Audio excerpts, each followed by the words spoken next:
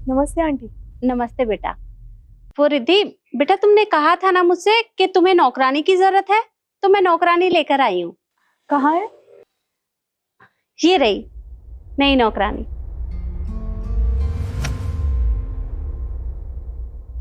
आप बाहर क्यों खड़ी हैं? आइए ना, ऊपर चलते हैं। हाँ, आजा अंदर।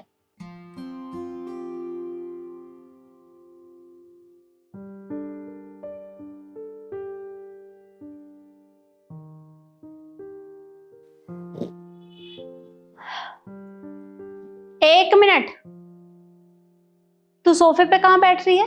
नीचे बैठ। अरे नहीं, कोई बात नहीं, तुम सोफे पे बैठ जाओ। अरे ये तो मालकिन है, ये तो बोलेगी ही, पर तुम जैसों को अपनी औकात नहीं भूलनी चाहिए। तुम नौकरों की जगह नीचे है, तो फर्श पे बैठ। जी मेम साहब। और देख बेटा, ये घर का सारा काम जानती है, घर की साफ सफाई, झाड़ू पोछा, कपड़े, बर्तन, और तुझे पता है ये टॉयलेट भी साफ कर लेती है। तू रुक, मैं तुझे डेमो दिखाती हूँ। अच्छा सुन, हम दोनों के लिए अच्छी सी चाय बना कर ले आ। मेम साहब, रसोई कहाँ पर है और बाकी का सामान? आगे जाके उल्टे हाथ पे है रसोई, और चीनी और चाय पत्ती स्लैब पे होगी और दूध फ्रिज में होगा। और हाँ, चाय एकदम बढ़िया बनाना।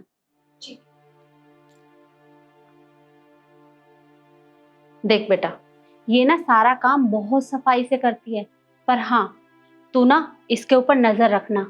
मानती हूँ कि ये गरीब है, लेकिन ये लोग ना ऐसे ही होते हैं।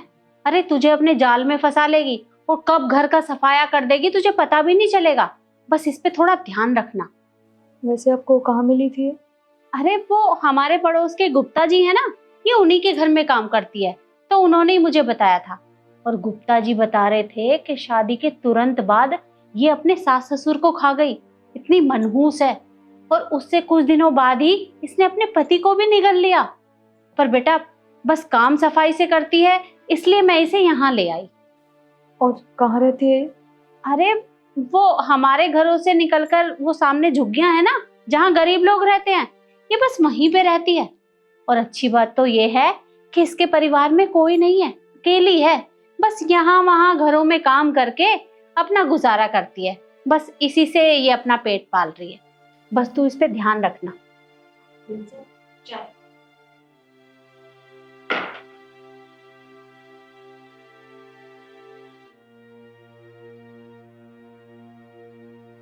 एक मिनट, अरे मैंने तुझे हम दोनों के लिए चाय बनाने को बोला था, अपने लिए चाय किससे पूछ के बना के लाई? मेम साहब, मुझसे बहुत बड़ी गलती हो गई। मैं ये चाय नहीं पीऊंगी। वो तो बस चाय बच गई थी, तो मैंने सोचा फेंकने से अच्छा है मैं पी लेती हूँ। पर मैं आगे से नहीं पीऊंगी। क्या कहा तूने? गलती हो गई? अरे कल को तू घर का सफाया कर देगी और कह देगी कि मुझसे गलती हो गई, कान के नीचे एक लगाऊंगी ना तो सारी अक्ल ठिकाने आ जाएगी तेरी। आंटी जी, बहुत हो गया आपका।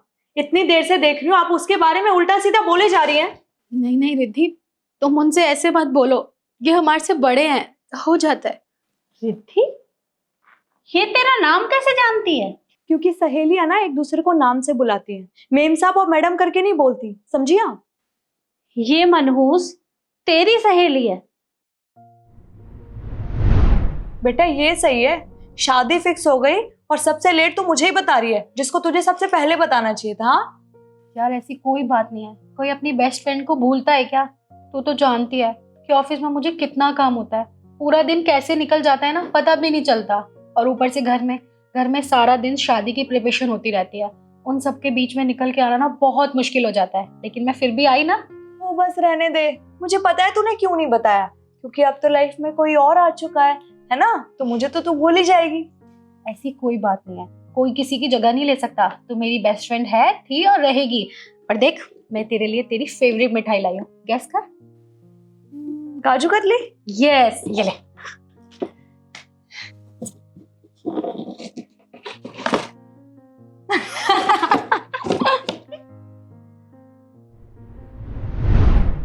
जी मेम साहब, रिद्धि मेरी सहेली है। हम बचपन से ही साथ में रहते थे, साथ में खेलते कूदते थे, साथ में ही ऑफिस जाते थे।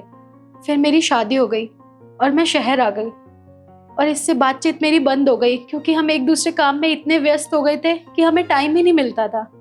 और एक दिन मेरा फ़ोन टूट गया तो हमारा संपर्क भी नहीं हो पाया। देख बेटा, मैं मानती हूँ कि ये तेरी बचपन की दोस्त है, पर ये दोस्ती वोस्ती कुछ नहीं होती। अरे ये बहुत मनहूस है और ये तेरा नुकसान कर देगी। तू इसके बारे में मत सोच। देखिए आंटी, दोस्ती ना हालात देख के नहीं की जाती है, इंसान देख के की जाती है।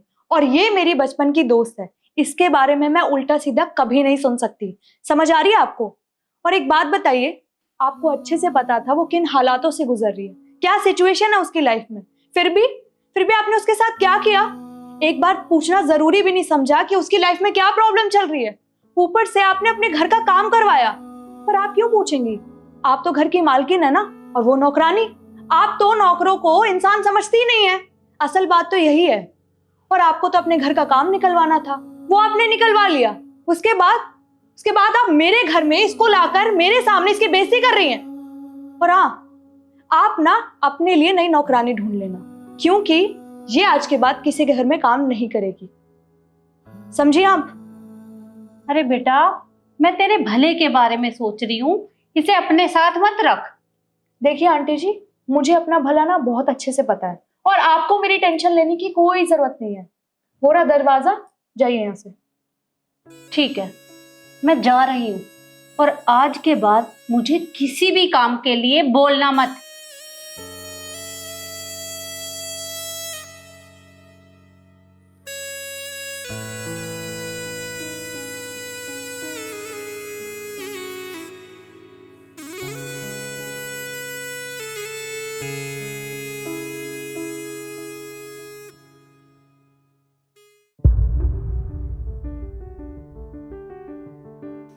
सुनो बेटा, वो मेरी चप्पल टूट गई है, क्या तुम ठीक कर दोगे? हाँ मैम साहब, कर दूंगा। लाइए। ये लो। इस चप्पल को भी आज ही टूटना था। अरे आज मैं पहले ही बहुत लेट हो चुकी हैं, ऊपर से क्लाइंट के साथ मीटिंग हो रही है मेरी, और अगर बॉस को आज पता चल गया तो वो तो मुझे नौकरी से ही निकाल देगा। पता नहीं, कुछ समझ नहीं आ रहा क्या करूं। अरे कोई बात नहीं मैम साहब, सब ठीक होगा। क्या ठीक हो जाएगा? अरे कुछ पता भी है तुम्हें परेशानी क्या होती है? वो मुझसे पूछ कर देखो। अरे आज सुबह काम करके निकली हूँ घर से, और डेली ऐसे ही निकलना पड़ता है, कोई नहीं है घर में पीछे से काम करने वाला। और ऊपर से आज मीटिंग और है मेरी, और बॉस इतना खड़ूस है कि मुझे नौकरी से निकाल देगा। तुम्हारा क्या है? अरे कहीं भी बोरा उठा लिया और किसी भी रोड पर बैठ गए। तुम्हें कुछ नहीं पता, कुछ ठीक नहीं होगा। बस जल्दी से मेरी चप्पल ठीक कर दो। जी। अच्छा, वैसे तुम्हें पहले कभी यहाँ नहीं देखा? पहले तो वो एक बूढ़े से आदमी यहाँ पर बैठते थे। मैम साहब, वो मेरे पापा हैं। आजकल उनकी तबीयत खराब चल रही है, इसलिए उनकी जगह यहाँ पर मैं बैठता हूँ। अच्छा, और वैसे ये किताब किसकी है? तुम्हारी है? जी मैम साहब, ये मेरी किताब है। मतलब तुम पढ़ाई भी करते हो? हाँ मैम साहब, वो क्या है ना, पापा के बीमार होने के बाद घर का खर्चा थोड़ा कम चलता है, और इसलिए मैं एक काम भी कर लेता हूँ, और हाँ साथ में पढ़ाई भी कर लेता हूँ। मुझे पढ़ना बहुत पसंद है। मैं 3rd ईयर में हूँ। एक बात बताओ, तुम्हारे माँ बाप को शर्म नहीं आती? अरे तुम्हारी पढ़ाई छुड़वा कर तुमसे ये काम करवा रहे हैं। अरे नहीं मैम साहब, इसमें मम्मी पापा की कोई गलती नहीं है। उन्हें तो पता ही नहीं है कि मैंने यहाँ पे दुकान लगाई हुई है। अरे पर तुम उनसे झूठ क्यों बोलते हो? सच भी तो बता सकते हो ना, झूठ बोलने की जरूरत है? वो क्या है ना, मुझे ना पढ़ना बहुत पसंद है। मैं 3rd ईयर में हूँ कॉलेज में, पर पापा की तबीयत खराब होने के बाद घर का खर्चा चलना मुश्किल हो रहा है, और मैं नहीं चाहता कि घर वालों को पता चले कि मैं उनकी जगह यहाँ पे काम कर रहा हूँ। अगर उन्हें पता लग गया तो उन्हें बुरा लगेगा ना। और देखिए ना मैम साहब, घर का खर्चा निकलना भी बहुत जरूरी है। वो तो ठीक है, पर एक बात बताओ, जब तुम इस दुकान से कमा कर उन्हें पैसे देते होगे तो वो तुमसे नहीं पूछते होंगे कि ये पैसे कहाँ से आए? देखिए मैम साहब, मैंने पापा को तो नहीं पता लगने दिया, पर मैंने अपनी माँ को बताया हुआ है। वो क्या है ना, मैं माँ से कुछ छुपाता नहीं हूँ, और जब भी पापा पूछते हैं कि ये पैसे कहाँ से आए, तो मैंने माँ से कहा हुआ है कि पापा को भी झूठ बोले, और माँ ने बोला हुआ है कि वो ना एक बहुत बड़ी मैम साहब के यहाँ काम करती है, वो उन्हें पैसे देती है। तुम तो बड़े अजीब आदमी हो। अरे मेहनत तुम करो और क्रेडिट वो साहब ले जाता है। क्या फर्क पड़ता है मैम साहब, देखिए हम गरीब है और हमें इस चीज से कोई मतलब नहीं है। हमें मतलब है तो बस घर का खर्चा चलता रहे और थोड़े बहुत घर में पैसे आते रहे। सही कहा तुमने, इस चीज से क्या फर्क पड़ता है। और आज ना तुम्हारी बातों से मुझे बहुत बड़ी सीख मिली है कि हमें कभी भी परेशानी से घबराना नहीं चाहिए। अरे परेशानियों का क्या है, वो तो जिंदगी में आती जाती रहती हैं, पर इंसान को कभी भी हार नहीं माननी चाहिए। और मैं तो ना वैसे ही घबरा रही थी। मैं भी जाकर बॉस को कह दूंगी कि क्या हुआ, हो गई लेट। और इंसान तो लेट हो भी सकता है भाई, कुछ काम आ सकता है उसे। चलो ये तो अच्छा हुआ। अच्छा बेटा, चप्पल ठीक हो गई हो तो दे दो। बस एक मिनट।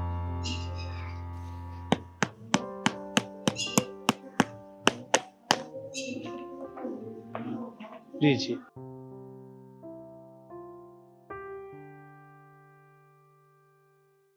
अच्छा कितने पैसे हुए? 20 रुपए। 20 रुपए, एक मिनट।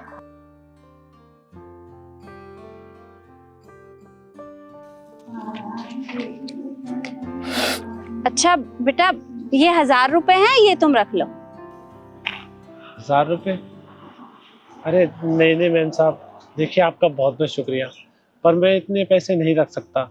मुझे बस मेरी मेहनत की कमाई दे दीजिए। अच्छा ठीक है।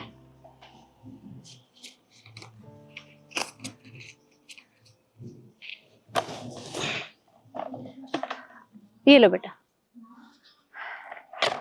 आपको बहुत कोई बात नहीं। और हाँ बेटा, एक बात और कहूँगी कि हमेशा ऐसे ही मेहनत करते रहना, और मुझे यकीन है कि तुम एक ना एक दिन सफल जरूर होगे। जी मैम साहब, आप चिंता मत करिए, मैं पूरी मेहनत करूंगा और अपने माँ बाप को इस गरीबी से जरूर निकालूंगा। ठीक है बेटा, मैं चलती हूँ क्योंकि मैं पहले ही बहुत लेट हो गई हूँ। नमस्ते।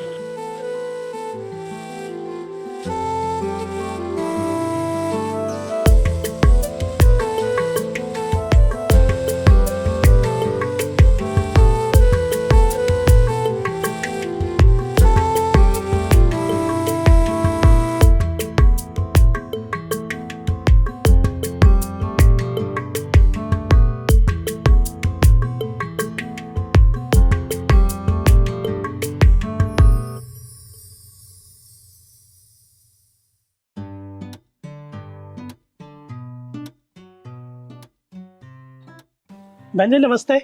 नमस्ते। बहन जी वो ही स्कूटरी है जो देखने के लिए कह रहे थे?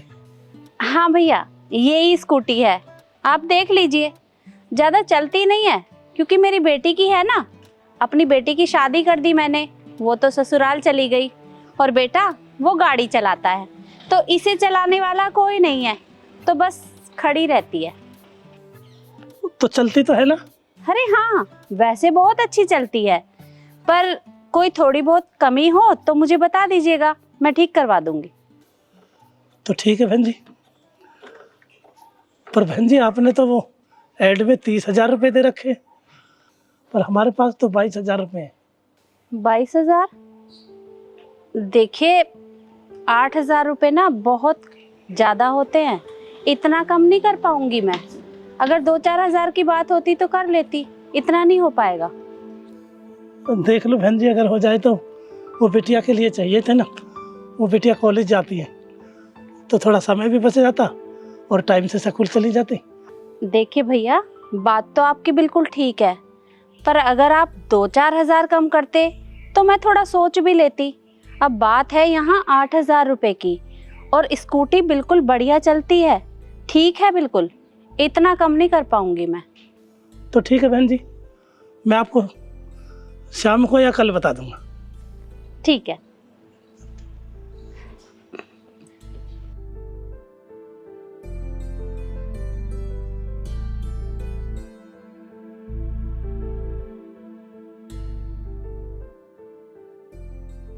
बहन जी ये देखो,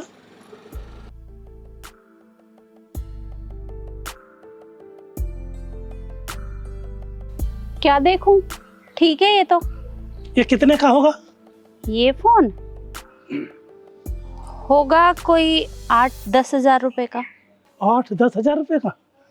तो ठीक है बहन जी, मैं ये फ़ोन बेच कर पैसे लाता हूँ और कुछ पैसे मेरे पास है, मैं शाम को स्कूटर ले जाऊँगा। चलता हूँ बहन जी।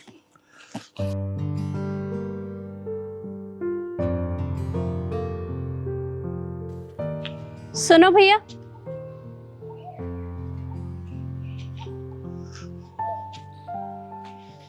जी बहन जी। वो आप 22,000 रुपए दे जाइए और ले जाइए स्कूटी। आपको फोन बेचने की जरूरत नहीं है। तो ठीक है बहन जी, मैं शाम को आता हूँ बिटिया को साथ लेकर। ठीक है। ठीक है बहन जी।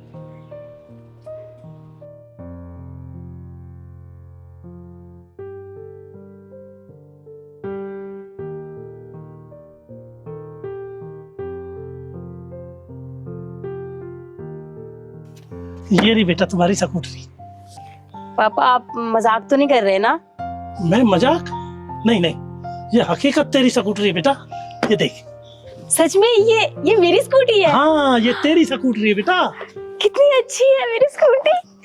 थैंक यू पापा। Welcome welcome. नमस्ते बहन जी। नमस्ते। बहन जी ये मेरी बेटी है और ये लीजिए पैसे।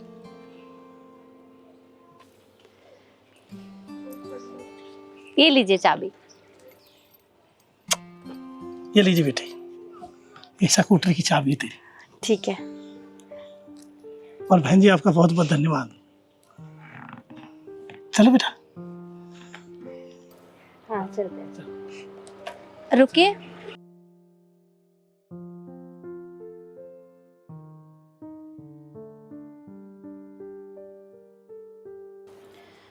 ये 1,000 रुपए हैं, ये आप रख लो। ये किस लिए मैं था? अरे पहले पकड़िए तो सही। इन पैसों से आप हेलमेट ले लेना, क्योंकि हेलमेट ना बहुत ज़रूरी होता है।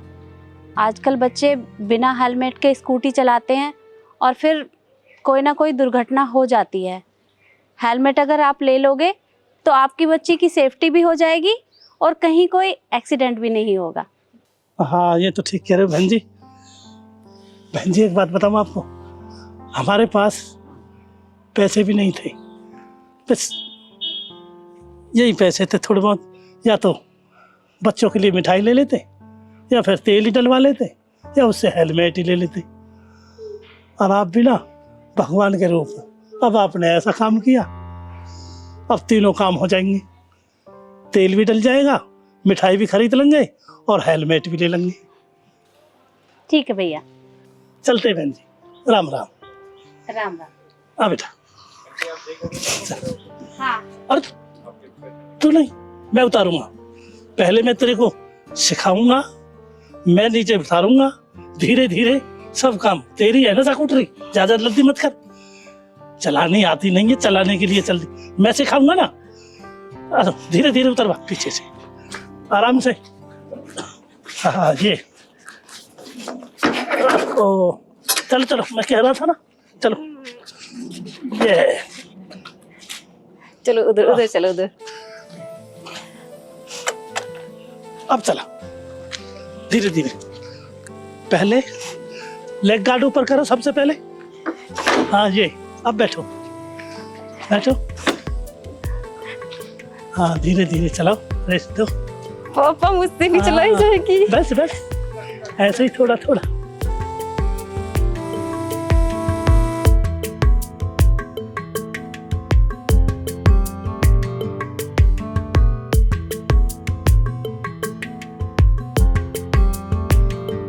चलो, कम से कम एक परेशानी और दूर हो गई मेरी।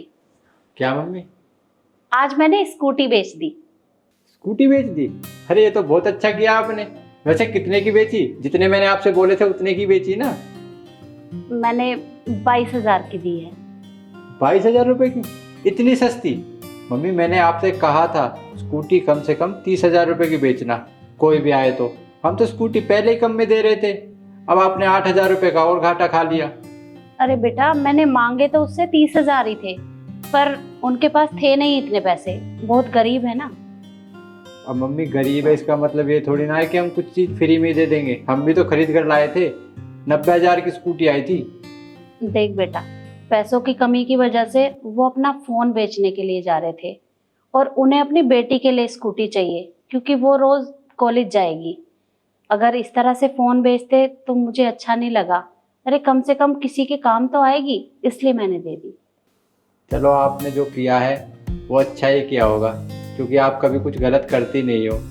वैसे भी स्कूटी घर पे खड़ी ही थी 2 महीने से, जब से दीदी की शादी हुई है स्कूटी तो कोई चलाता ही नहीं है, वो खड़ी खड़ी खराब ही होती। अब कम से कम उनके काम तो आएगी। हाँ बेटा, और पैसे मैंने अलमारी में रख दिए हैं, तू ले लेना। ठीक है।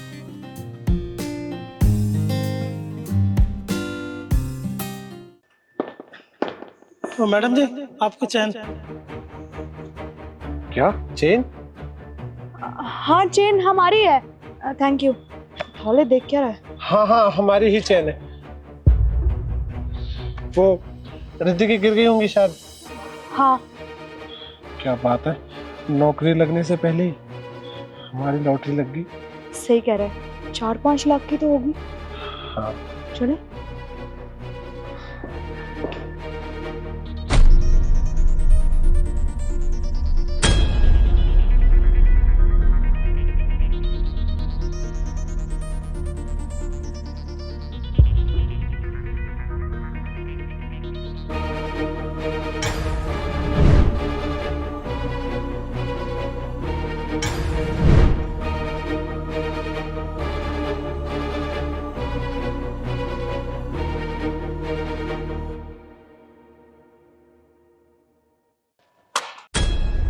ये पैसे आपके गिर गए क्या? इतने सारे पैसे? थैंक यू सो मच चाचा, ये मेरे ही पैसे हैं। वो क्या ना, मैं किसी काम से लाया था। अच्छा हुआ आपने बता दिया मुझे, वरना ये पैसे यहाँ रह जाते और पता नहीं कोई और ले जाता, मेरा तो बहुत बड़ा नुकसान हो जाता। Thank you so much. ठीक है।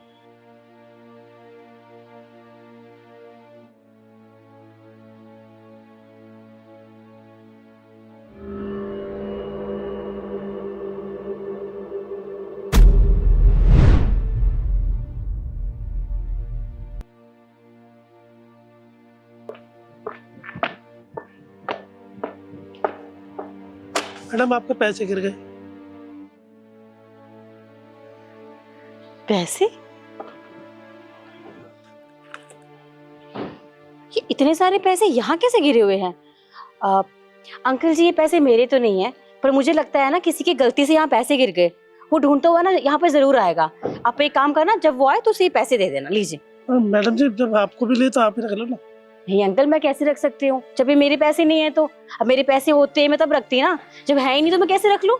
आप एक काम कीजिएगा, जो आएगा ढूंढता हुआ उसे दे देना, वरना आप रख लेना। ठीक है? नहीं नहीं मैडम जी, इतने सारे पैसे मैं नहीं रख सकता। अंकल जी प्लीज मेरी बात मान लीजिए ना, मैं ये पैसे नहीं रख सकती क्योंकि मेरे नहीं है। आप प्लीज जिसके भी पैसे हैं उसको दे देना। आप रखिए, मैं लेट हो रही हूँ। ठीक है, दे देना ध्यान से। चलो ठीक है मैडम जी, जब आप कहती है तो रख लेते हैं।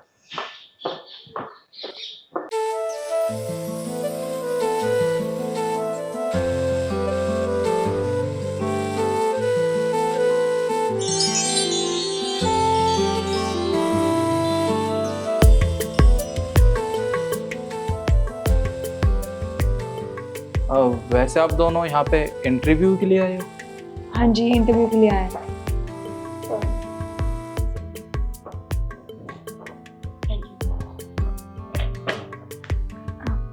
आप भी यहाँ पे इंटरव्यू के लिए आए हैं? हाँ जी। अच्छा, वैसे हम सबको पता है कि इंटरव्यू के लिए आते हैं तो कैसे कपड़े पहन के आते हैं, फॉर्मल। पर शायद इन्हें नहीं पता है कि इंटरव्यू देने आते हैं तो फॉर्मल कपड़े पहन के आते हैं। और वैसे कंपनी वालों ने ना मुझे लग रहा है झाड़ू पोछे वाली बुलाई है। और देखो ना, इस कंपनी में झाड़ू पोछा लगाने वालों की कितनी इज्जत होती है ना, उनको सोफे पे बैठाया हुआ है। बाय द वे, आप यहाँ पे इंटरव्यू के लिए आई हैं क्या? जी हाँ, मैं इंटरव्यू के लिए ही आई हूँ। ओह, इंटरव्यू के लिए आई हैं। तो आपको पता नहीं है क्या, ऑफिस में आते हैं ना तो फॉर्मल कपड़े पहन के आते हैं, जैसे हम लोगों ने पहने हुए हैं। पर आपको कहाँ अकल आएगी, आप तो ठहरी गाँव की गवार। एक सेकंड, कोई दिक्कत है मेरे कपड़ों में? और वैसे भी आई थिंक इंटरव्यू में तो टैलेंट मैटर करता है, सीवी मैटर करती है, ना कि आपके कपड़े। तो इसमें दिक्कत क्या है आपको? Oh please shut up. जी madam. Okay madam. Keshav, Riddhi और निखिल, आप तीनों अंदर जा सकते हो। मैडम ने बुलाया आपको। जी।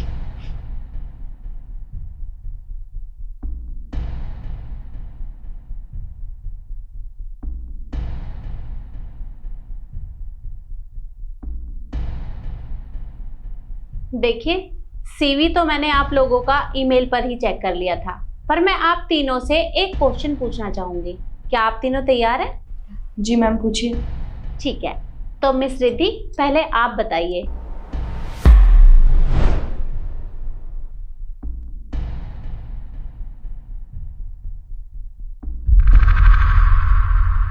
कि आपने हमारी ही कंपनी को जॉब के लिए क्यों चुना? एक्चुअली मैम, आपकी कंपनी को कौन नहीं जानता और कौन नहीं चाहेगा आपकी कंपनी में जॉब करना, इसीलिए बस। और मैं काफ़ी टाइम से ट्राई भी कर रही थी। आज मुझे पता चला कि यहाँ पे मैनेजर की पोस्ट के लिए वैकेंसीज खाली हैं, तो मैंने मौका नहीं छोड़ा, इसलिए मैं यहाँ पे इंटरव्यू के लिए आई हूँ। और मैं सच में चाहती हूँ कि मेरी इस कंपनी में जॉब लगे। Okay, very good. और मिस्टर केशव?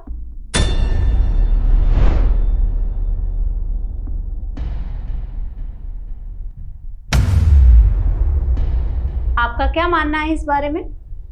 मैम, आपकी इतनी बड़ी कंपनी है, इतने सारे लोग यहाँ पर काम करना चाहते हैं। मेरा भी सपना है कि मैं यहाँ पे काम करूँ, और बाकी के सवालों के जवाब मैं अपने काम से देना चाहता हूँ, और मैं ये जॉब करना डिजर्व करता हूँ। ओके। और मिस्टर निखिल, आपकी क्या राय है?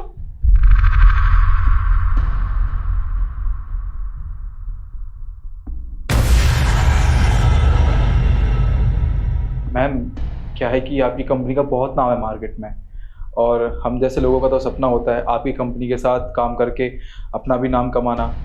और इसलिए हम भी चाहते हैं कि हम भी आपकी कंपनी के साथ ज्वाइन होके अपना भी खूब नाम कमाएं और इस कंपनी की तरक्की में भी भागीदार बने। बिल्कुल ठीक कहा आपने। सब लोग चाहते हैं हमारी कंपनी के साथ जुड़ना और यहाँ काम करना, लेकिन मुझे अभी भी यही लगता है कि आप तीनों के अंदर एक चीज है जो मिसिंग है। मिसिंग है? वो क्या मैम? एक मिनट, मैं अभी बताती हूँ।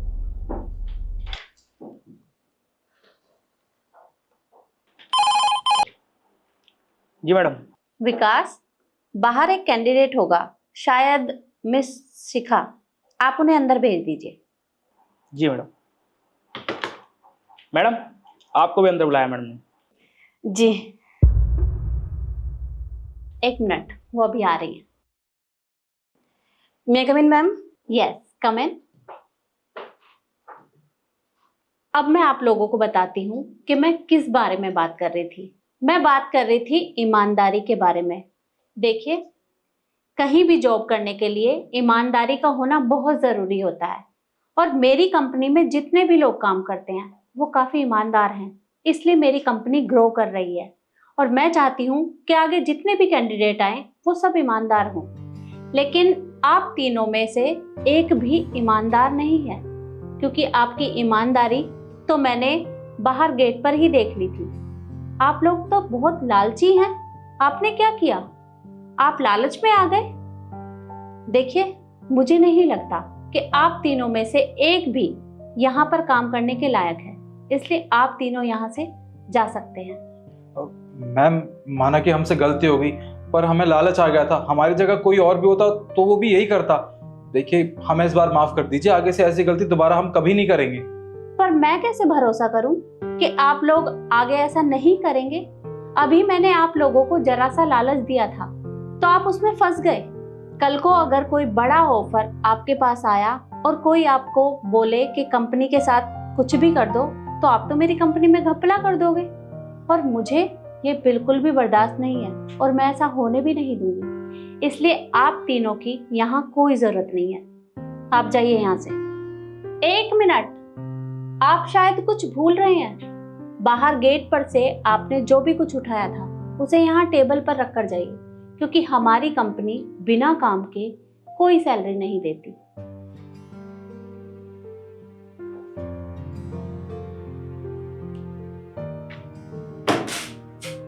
अब जाइए यहाँ से।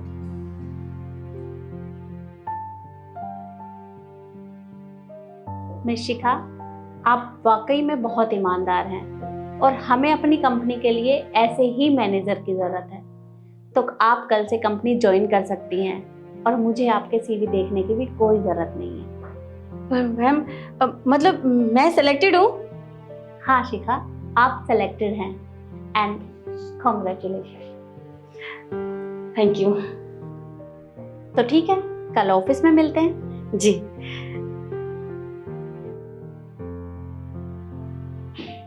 और यही बात मैं आप लोगों से भी कहूँगी कि इंसान को ईमानदार होना ही चाहिए, क्योंकि ईमानदारी हर जगह काम आती है। और वीडियो आपको कैसी लगी कमेंट में ज़रूर बताएं और ज़्यादा से ज़्यादा शेयर करें। धन्यवाद।